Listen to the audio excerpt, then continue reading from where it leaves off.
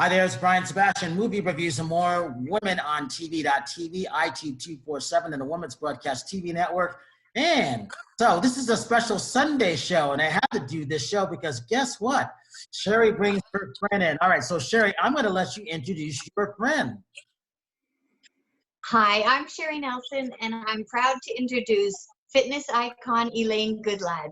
The moment I saw her on the cover of magazine, I thought, I want to look like that. And everyone, this is Elaine Goodlad. Hello, thank you for the introduction. And Elaine, you look like my old co-host Jennifer Henry. I'm kind of figuring out, have you ever done interviews too? Yes, I have done interviews. That name does not sound familiar. Well, she's doing with Oksana, OG Pole Fitness. She's in charge of all. Oksana. Yeah. Did you Okay. your premiere 2 years ago at the Mr. Olympia? I've been at the Olympia for probably 20 plus years. I actually used to do the live webcasting for the Olympia when I was finished competing. I know a lot of people in the industry, but I'm also very bad with names at times because I see 1,000 women a year. So I'm just really bad with names sometimes unless they're right in front of me. And that makes sense. Brian, Elaine, she has an interesting podcast where it's kind of an intimate interview, just conversation with women. Elaine, she's one of these very sought after makeup artists in the fitness industry.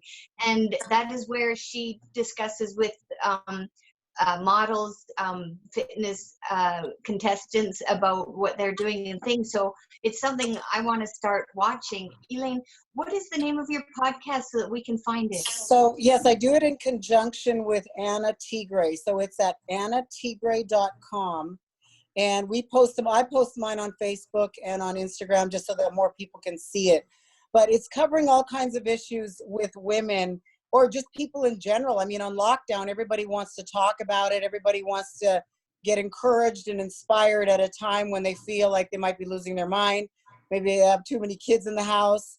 As a matter of fact, Anna has 4 foster kids. So I've been on lockdown since January 23rd with 4 children under the age of 5. There's your cardio. And look, I still look sane, right? And I Yeah. don't have a bottle of liquor next to me, I promise you. But no, it's been interesting, to say the least. Well, I was going to say, I think your hair looks really good. It looks really sexy. I love the curls at the bottom. Thank you. Thank goodness this is my natural curl. I can get away with this for a week. I wash it once a week, whether it needs it or not. No, it's a good style. It's messy, natural, au natural. What have you got Elaine, about on your when you're podcast? I'm sorry. Sorry. Oh, go Brian? ahead, Sherry. Go ahead. Elaine, when you're doing cosmetics for women, is there a particular brand that works best for women when you're perspiring and things like that, under the lights and stuff? Do you have one that you recommend for your own?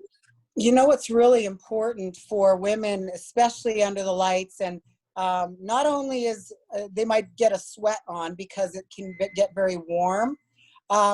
Under that bright of a light, you get washed out a lot.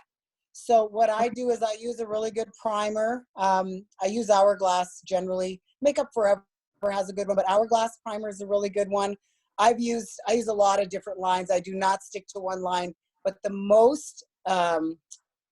best foundation that I find for women on stage is I use a spray foundation by Era, which is Classified Cosmetics, has a product called Era. And it's a airbrush spray foundation, works amazing, it's flawless, so the girls have more of a porcelain skin finish.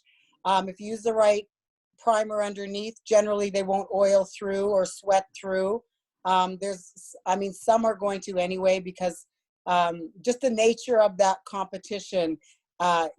Sometimes you're just heated up because some girls are taking fat burners and thermos before they get on stage, so they're generally going to sweat a little bit. But this I find works the absolute best. It's a spray foundation, water-based. It's amazing. Elaine, do you also, aside from the face, do you also do the body like shimmer or you just No. Yeah, that's done by the tanning companies for the Olympia, the Arnold, all those competitions. They use Pro-Tan or Jantana or Liquid Sun Rays. There's various different, I wouldn't take that on. So I send them to get their tan, and then they come to me, and I basically match them from the neck or from the chin up. So the colors essentially that I use for makeup are very dark. I have girls come into my room with their body is tanned or dyed almost black, and then I have to match up their face. So it's a challenging, very interesting kind of work, but we manage. I've been doing it a long time. No, you've got to when you and Terry were doing photos of another one of those goal things, Right. I would put on the fridge, so don't eat that because I want that on the fridge. Right. You're Exactly. and you have that iconic photo of you in I think it was a navy blue one piece. And yeah, that's still the best fitness photo I've ever seen. You're amazing. Well, I feel honored to grace your fridge. No, trust me, you're there. That's cute. Are you seeing any changes in the fitness industry competitions? Like, are there many more categories, or are there more refined categories that you're seeing, perhaps, I guess, amongst the women?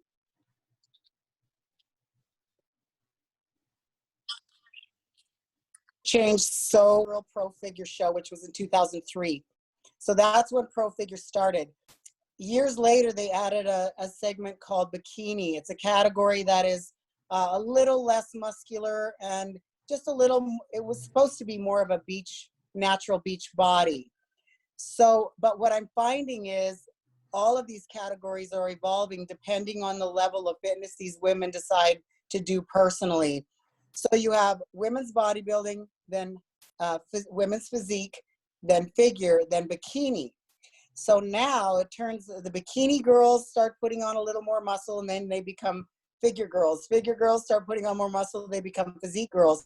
The physique girls are now what the old bodybuilding girls used to be. So it evolves, and as the muscularity comes on. So, and also everybody has to make a choice if they're going to take something or not take something. I chose not to take anything because I was powerlifting and bodybuilding since I was around 20, 24 in that category.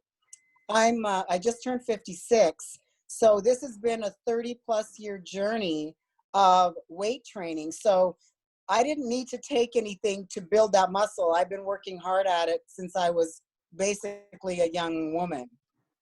What triggered you to choose that path of going into fitness? Was it somewhere to, release anxiety, or was it just the endorphins that you just really thrived on?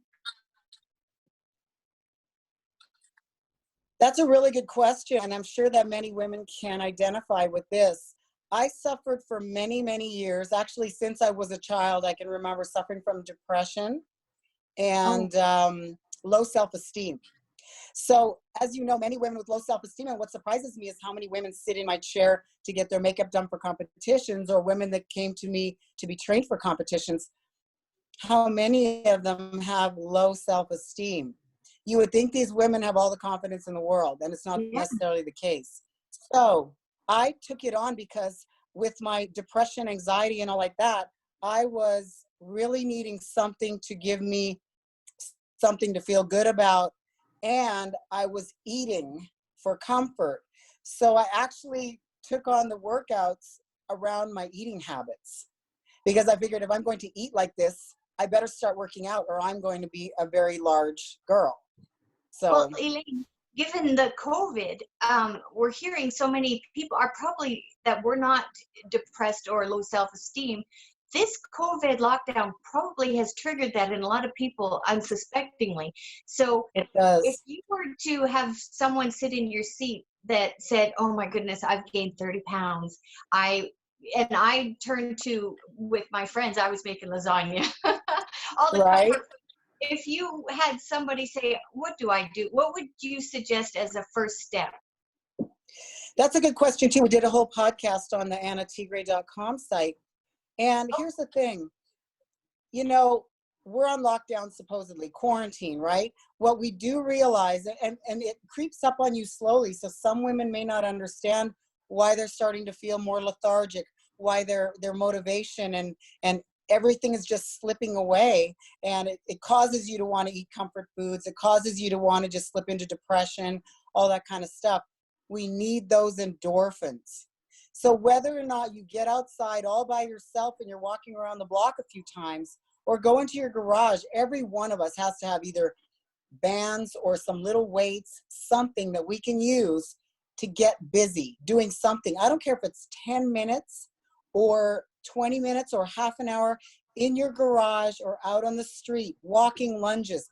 What I found is that I had to get out there, and at first I had to make myself, because when the gyms closed, and we're used to working out hardcore, we're using a lot of heavy equipment, so to speak. So I just started making myself get in the garage, and I would even have some of us are living in the same house, so we would get out in the garage together. It's always better if you have somebody, or you know what, if you don't have anybody, you would pull up somebody on your phone that is doing a certain exercise program at a certain time. There's lots of those going on. Instagram workouts, TikTok videos, whatever. Get out there and do something, because you have to have those endorphins to motivate you and to do the next workout. It's hard. Well, actually, and Elaine, on your Instagram, you have that amazing post you just did where you're walking on a wharf, a dock. So if anybody is out there, go to Elaine's Instagram, and there's an example where, and being outside, as my trainer had said, it's like resetting you with Mother Nature. It really is.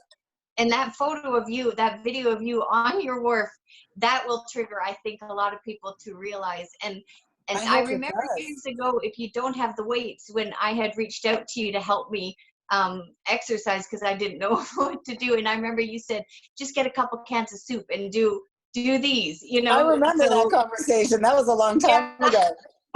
Cans of soup, anything that weighs anything for a tiny bit of resistance. If you don't have anything, you might have bands. You can use the elastic bands for a lot of different exercises on a lot of different body parts. But generally speaking, even your own body weight. So if you have a step or a chair or a stool or anything, step up, step down, step up, step down. I'll step up, step down, squat, step up, step down, squat. You can use your own body weight. It's important to do something. But when you step out of your room in your house that you've been getting a little depressed in, and you walk outside and it's a nice day. This is Las Vegas. We don't have a lot of cloudy and rainy days. So you generally just feel better if you get outside in the fresh air. Do walking lunges down your street. Do jumping jacks. Do just standing squats. Anything you can do outside is better than inside. And, if you're in your garage, open the door, get some fresh air and some sunlight in there. Yeah. And Elaine, so for the ladies that think I'm going to try that, when they're perhaps putting on their runners, getting on some track pants or something, do you have a go-to song or music that would pump you up, that gets you energized to go and do that? Mine might be a little different than most. I know a lot of people use that, what do you call it, the techno kind of music. That's the last thing that I would pull up, because I've never liked techno. So what I use is I have to have music with a little bit of edge or attitude. Yeah. Way back in the day, I used to use power. Like I used to use rap, rock, anything that gave me that extra attitude, because I liked to get angry with my weights. Yes. Oh, that is so good. Win the fight against the workout. Oh yeah, win the fight. Exactly. So rap music had the most attitude for me. So I was always listening to rap music while I was training. Who's your favorite? Oh gosh, I used to listen to, DMX. I mean, I'm going to age myself way back, but a lot of Tupac, Biggie, DMX, even West Side Connection. I was listening to some old school. Oh, Brian, what do you do? What's your favorite? Like, what pumps you up? Well, the funny thing is, it's good to hear that she liked a lot of that, because they all became friends. But the strange thing I tell people, they're like the mouse drop when I tell them my favorite song that gets me going is Van Halen, Ain't Talking About Love. And then the second Kiss, Let Me Go Rock and Roll. So when I'm seeing Eddie or I'm seeing Gene, I'm like, hey, I'm still the only black guy that who's listening to it to get me going. And then besides that, it's really drum and bugle corps music because I'm a drummer. So I love like marching band. This is drum and bugle corps is steroids to marching band. It's like drumline, but it's that premier attitude when you're just standing at attention. You're performing for 12 hours in the hot sun with nothing but your drum on or your horn or your rifle and standing at attention for an hour in the hot sun. Those things you don't forget. And then now it's so cool that they're literally running on the field with a lot of their instruments. So it's no different from a lot of times when people are competing in fitness now. So I think of like you have to have your cardio. You have to have all this stuff going on now because it's all connected. There is no divine. So Elaine, one of the things I wanted to ask you, when did you know you wanted to do makeup? How did that first happen for you? You know, I was an artist when I was a little kid. So I've been doing, this is what a lot of people don't know about me, is I've been doing hair for 35 years and I've been doing makeup for 25 years. So when I entered this field, I was already doing makeup for the pro competitors when there was just bodybuilding and fitness. There was nothing else but bodybuilding and fitness, and I was already doing the pros makeup. And then I started doing my own makeup for my competitions, and then I was working for the magazines. I was doing Oxygen magazine makeup, Flex magazine makeup. So sometimes I was cover model, exercise layout model, clothing stylist, hairstylist, and makeup artist, all on myself for the same layout. So they would literally bill me. I would bill them for model, clothes, hair, and makeup. So I've been doing this a really long time, and I love it. I've always loved makeup artistry. So when I took it to the competition field, it's a really different kind of a niche for makeup, because how often do you get somebody come in when their body is one color and their face is white, or at least another color, another shade? So you have to match up. So I post some of my before and afters, and you should check it out it's just at Elaine Goodlad is my Instagram, and you can see a lot of my before and afters. They're quite shocking, they're fun. They're amazing. Sherry, that means you're gonna like going to the Olympia for your first time, in December. So Elaine, we were talking to Dan Solomon, Terry Marie, and a few of my other friends, was it last week or the week before, on the announcement of the date change and everything like that. And then since we have, we're almost in Terry, in 5 days, we'll be at 4.6 million views a day and counting, because we're at 404,580 right now. So we'll be there in, like I said, in 6 days. But in general, that's amazing. Huh? That's amazing. No, what will be amazing is when they put up the next show out of Tennessee, because out of Tennessee, we're 3.5 million a day and counting. I'm waiting for that, and then that'll catapult everything else. So because of last year and because of our numbers, we were able to help get stuff going with the Olympia, and I was really happy for what Dan did. And it was good to see that, because last year was the first year I got a chance to stay and actually see stuff. It's usually during the same weekend as the Emmys, so I can't stay. Right. So this year they changed it, and I was like, wow, that was good. So now that I know that Sherry wants to come, and she's going to come with us, we got a lot of stuff involved for you, Sherry. So you just wait and see what I got up my sleeve. I would love to do Sherry's makeup for the Olympia. Dan's a good friend of mine. As a matter of fact, Dan is the one that brought me in under bodybuilding.com years ago when I was a female webcaster on 7 continents for all of the female events for the Arnold and the Olympia and all those larger shows. So I got to be that involved in the announcement of people and celebrating them while they were on stage. It was an amazing experience. Dan did an amazing job at the Olympia last year, and I know he's looking forward to it just getting better and better. But I have been to probably 20 to 25 Olympias. I competed in 2 Olympias. That was an amazing experience. And I often do get a lot of makeup Wednesday through Sunday at the Olympia. So if you guys have any makeup needs whatsoever, I'd be happy to help you out. Sign me up. Yeah, exactly. I got you. Hey, I noticed this, and it was funny. I didn't know about that. I probably should learn how to do my makeup, but I'm like, I would just rather just pay the person, just make me look good. I'm already doing enough stuff as it is. But I found out, Elaine, and you'll probably enjoy this one, was I didn't know that the studios would hire a makeup person You know, if I'm sitting down and I'm doing TV with Brad Pitt or whatever, well, they would have someone who would do my makeup. But what I did not know then was that person, I might have been the first person that they would have done of a person of color. And I didn't know that because they hired him. So I'm like thinking they're good, they know what they're doing. No, that's not really the case. Oh my gosh. So imagine this. I have uneven skin because I'm kind of an Indian. So like I have redness here, red here. I used to have eczema when I was a kid growing up. So the person who did my makeup, really nice lady. I'll just never forget. It was Warner Brothers. It was for Spike Lee film. He's Got Game with Denzel Washington and a couple other people in it. Well, she did it in the corner of the Four Seasons in Beverly Hills. Well, I look good. How's this look? Well, it looks good. When I went underneath the hot lights, I'm like, Elaine, you'll understand this.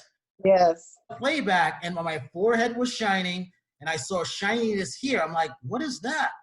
Why is the light hot on me? And then someone came and told me, well, Brian, the person did your makeup wrong. Who did your makeup? I'm like, I don't know, some woman that the studio hired.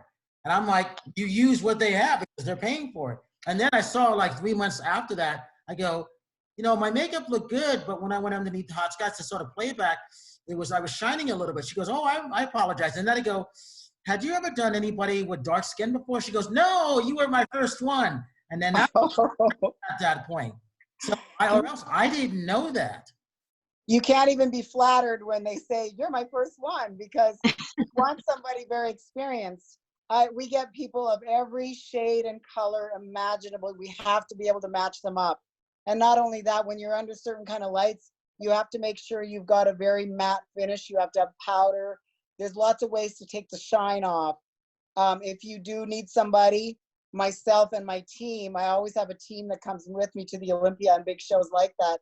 I'll definitely supply somebody for you for any of your on-camera experiences, because we want to make sure you look good. Well, so that's Sherry, that's where I learned that. So I was using a MAC base because I found someone the next time around and it looked good. And I'm like, oh, I do look halfway decent now. Right. Oh no, and I incidentally, I do Dan's makeup for the Olympia. He'll kill me for saying that on live, but we make sure Dan looks good, doesn't have bags under his eyes.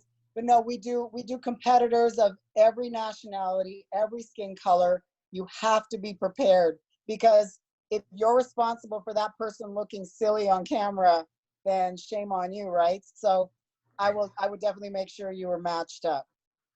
Well, that was a learning experience. I had no idea. And then so that's what I learned. And then the next person I found, you know, she goes, you know, MAC base, this will look good. This matches your skin. I'm like, oh, okay. And I never forgot that. And then she goes, you should learn how to do your own makeup. And I'm like, well, I want to, but I don't want to go that far.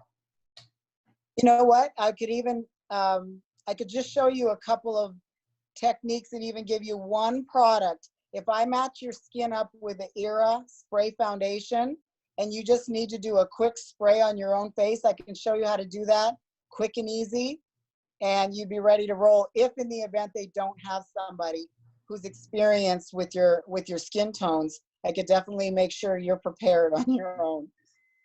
Well, that always comes in handy because, you know, well, yeah. You women know what it's like to go someplace and you want to touch up your makeup and you're like, oh, I forgot my brush or my lip gloss or whatever. I'm like, here it is. All right, so this will get I always have women's products with me because I get a lot of these things sent to me from the companies because of what we do. So yes. Not only the eyeliner, the brushes and stuff like that. I'm like, you never know, because women forget things certain here and there. So I'm like, here, well, how did you do this? How do you know this? I'm like, they give it to me for free. I can't use this, but you can.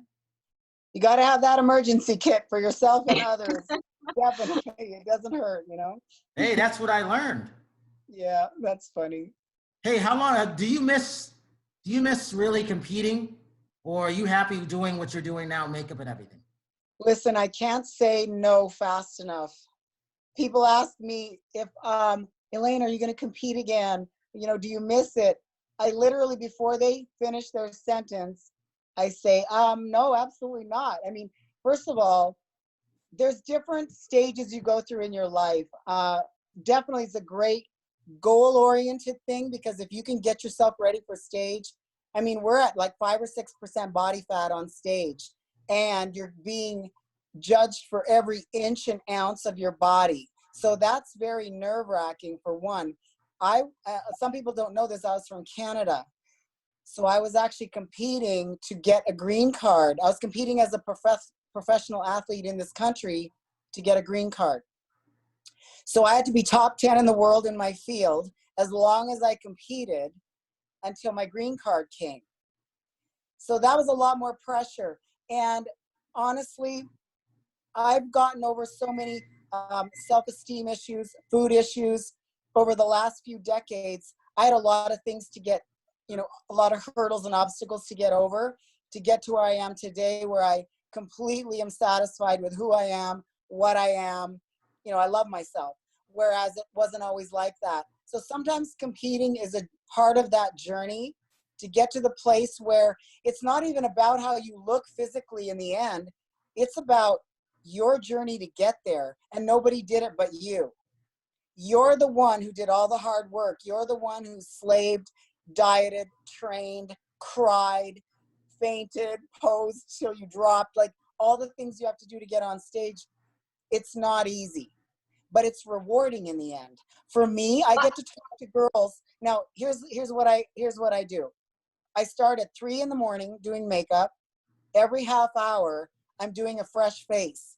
Sometimes I'm standing in the same spot for 16 hours, Wow. doing face after face after face. And I make sure that no matter if you're my first girl or my 15th girl, you're going to get the exact same attention, the exact same out of me. And what I notice is how much I'm able to help girls who are sitting in my chair, who had similar issues, whether it be self-esteem, whether they're being beaten down at home, whether that it's just any kind of confidence or food issues, anything that they have going on in their lives, I can somehow relate to it. So I get 30 minutes with each girl in my chair to inspire, motivate, help them overcome their hurdles. It's very rewarding for me. And I'd rather be in that position, getting other people ready for stage now, than doing that myself, because I've been there and done that. And frankly, the modeling portion for the magazines was my favorite part, because you can express yourself the way you want to express yourself. And magazines are almost obsolete, as we know. Everything's about your social media now, and it wasn't like that back then. You didn't get seen unless you were in a magazine. So I consider myself to have been very blessed to live during that time in this industry and be able to, had probably 200 times in magazines, many different covers. And that is something I'm very, very proud of. And the competitions, I'm proud of that too. I did 19 pro shows back to back, practically killed myself to get there. My green card came in the mail and I was like, bye. I was like straight to my favorite restaurant and I never looked back. I even quit mid-prep because my green card showed up in the mail. So for me, it was a different kind of journey. It was a means to an end. I'm very grateful and thankful for it, but I do not miss being on stage, if that makes sense. I know, I totally understand that, yeah. I think also, Elaine, it's so important to set individual goals. And, if say you have a goal to run a certain speed or to lift a certain weight, no one can take that away from you. Someone can always take away your job. Relationships might not work. But I think for some people that are sad and not feeling worthy, I think, like you said, like a big goal is your green card or winning a fitness championship, which you often did. But for us, like baby steps, and it's just the sense of accomplishment is amazing. And then also, I thought I read a few times that whenever you were in a magazine, it was always a top seller.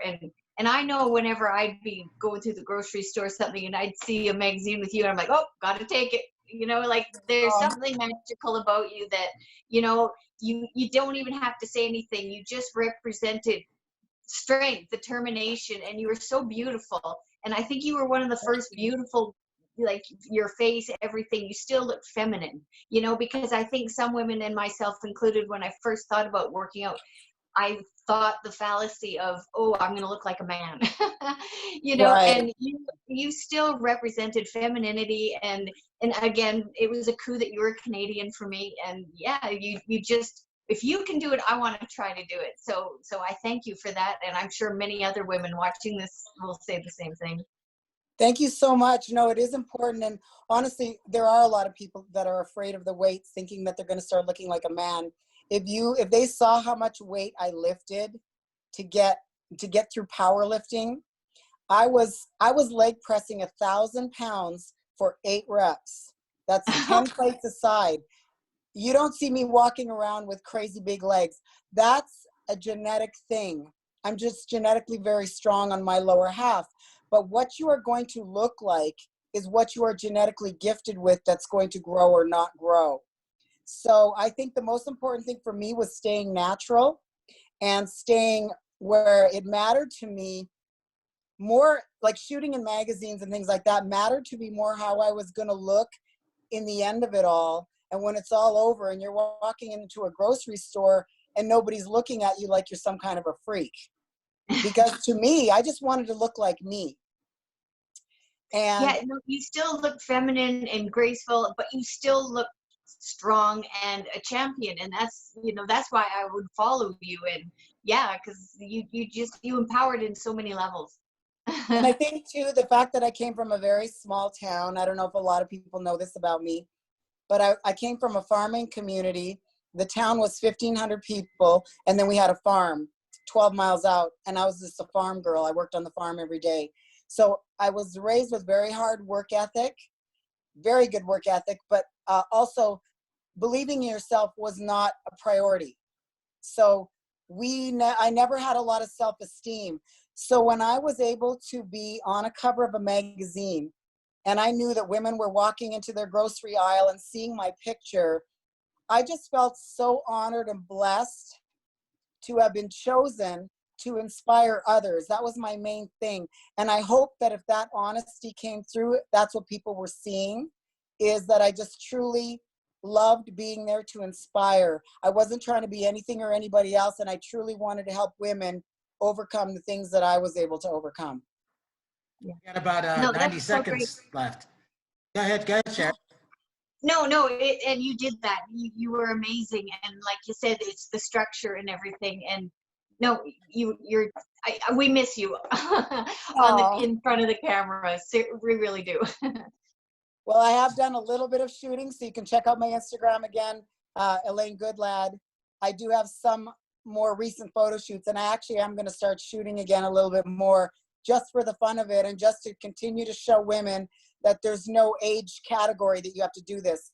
I'm 56 and I can still model. I keep my body right. I keep my face right. I don't do anything to mess that up. And I feel like even as we age, we're still beautiful. We still have beautiful things about us, and we need to express that. Yeah. Elaine, I want to know, since you were sequestered, what movies were you watching? What movies was I watching? Yeah. Oh, on lockdown? Yep. I was picking some, I did watch one called Six Underground. Oh, I like that with Ryan Reynolds. I love that movie. Crazy. Uh-huh. It was like, I would have to watch it again to find all the one-liners. But I got caught up in some Netflix series. Right now I'm watching Heart of Dixie, and it's so innocent and it's so pure. I was just like, you know what? This is a nice escape on a whole different level. It's not dark. It's not too deep. It's just, surface kind of fun.